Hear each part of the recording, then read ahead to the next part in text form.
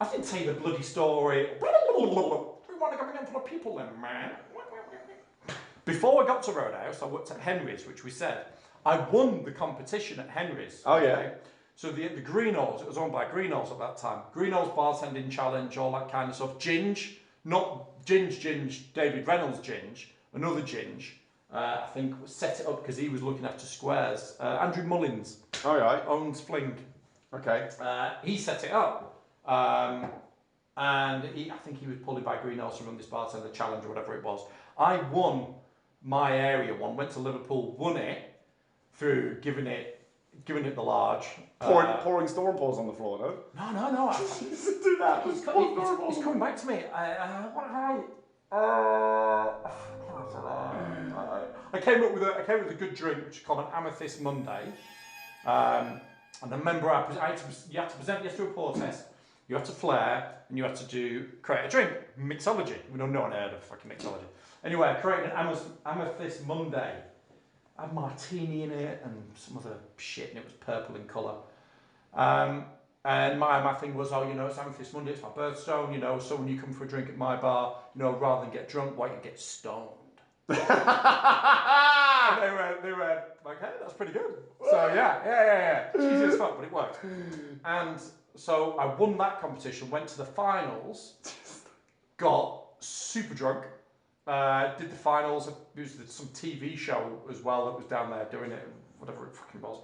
I came second in it. I got beaten by, I think it was a pour test I got beaten on or something, because I smashed the flair. I remember that, because I had did my flair show and wrote "Who's your daddy" in fucking big marker pen on my, of course, incredibly chiseled physique. and at the end I went, ripped off my shirt, "Who's your daddy?" in big marker pen. I was going, "Yeah!" and then turned around and it was me in big letters on my back.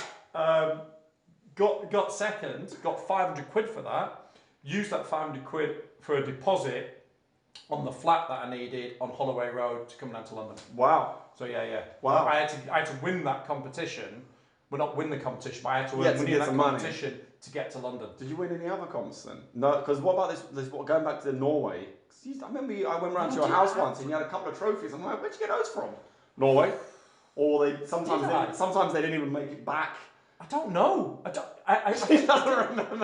know, because I think I did win some, because I got to the grand finals of one Norway competition. I don't know what year it was, 2000, I don't know, fuck knows, 4, something like that. Right. And it's when I did the finals, got to the finals in the top 6 against Nicholas. And that's when I came out, I wore rugby shirt. That made Nicholas competed, obviously won. I fucking made the finals, and the only picture they got in the local paper was of me In a rugby shirt. in a rugby shirt. Do you remember it? No, you don't. Do you? I think I've seen it before. In a rugby fucking shirt, because Chris Spencer, the Roadhouse Bar manager, Kiwi guy, was the organiser of the competition. I wore the fucking England rugby shirt to wind him up, and then flared and did Terry Barnes' move with a shoe. Making the drink in the shoe. Did the whole 3 tins behind the head, missed them all. What the fuck am I going to make a drink here? Take your shoe off and, make a drink in the shoe. This was back in the day where Flair comps, it was a lot more show orientated, wasn't it? Yeah. Because you had, people, a lot of the moves were the same, weren't they? 2001 maybe.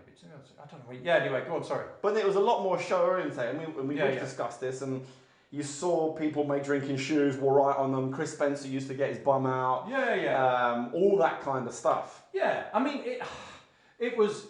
I mean, you look at the old comps from the American boys from Quest for the Best, and it's dressing up in uniforms, dressing up in characters. Yeah. IBA, dressing up a character like that. IBA probably carried it on a bit too long.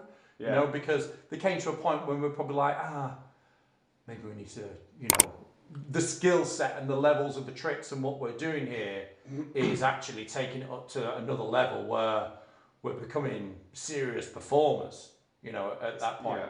Which is what, I don't know, probably what I saw when it was coming through and going, okay, this is the time I'm not here to compete anymore. This is the time that we can turn this into something, quite unique and to push it forward. So it's not hey, they're all fucking flair bartenders getting drunk and making drinks in shoes and whatever, you know, to this is now, there's a career choice for certain people to do this full time as a professional flair bartender.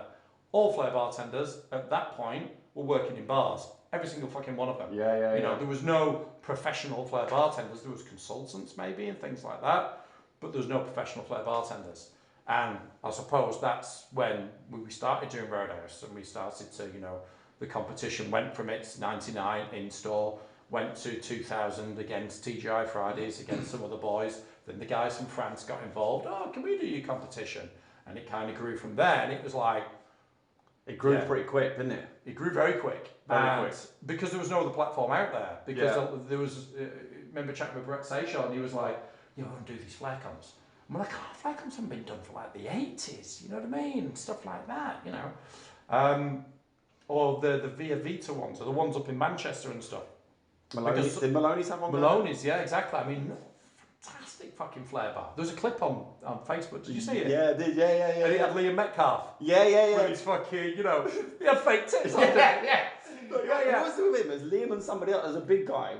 He wasn't Spender, was it? I don't know. I wouldn't recognise him, but I did see the clip. I was like, Yeah. Was it Christian Oldham put it on there? You did, yeah. Christian Oldham was like, this was great bar, I can't remember the name, blah, and somebody put underneath Maloney's. Maloney's, yeah. I could see his Maloney's. It looked a bit fried just with the Tiffany lamps. And all that. Yeah.